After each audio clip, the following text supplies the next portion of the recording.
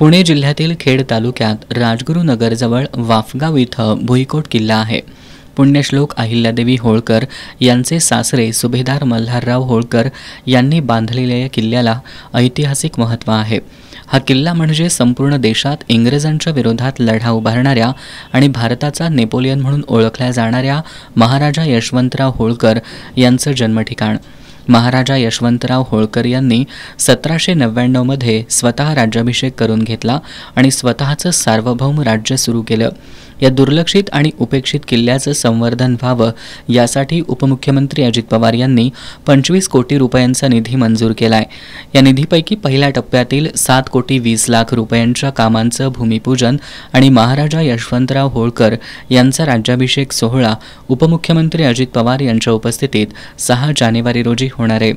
पुण्यश्लोक अहिल्यादेवी होळकर यांचे 13वे वंशज श्रीमंत भूषणराजे होळकर यांनी ही माहिती दिली। 6 जानेवारी हा महाराजा यशवंतराव होळकर यांचा राज्याभिषेक दिन आहे।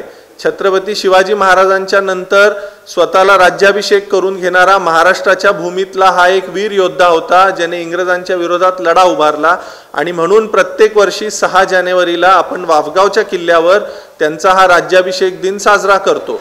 हा कोणताही राजकीय कार्यक्रम नसतो, सर्वांसाठी हा कार्यक्रम ओपन असतो आणि ह्याच कार्यक्रमाच्या निमित्तानं ह्या कामाचं भूमिपूजन आपल्याला तिथं करायचं आहे। या राज्याभिषेक सोहळ्याला सर्व जाती धर्मातील प्रतिनिधींना आमंत्रण देण्यात येणार असल्याचं होळकर यांनी सांगितलं। पत्रकार बैठकीला पालकमंत्री हसन मुश्रीफ उपस्थित होते।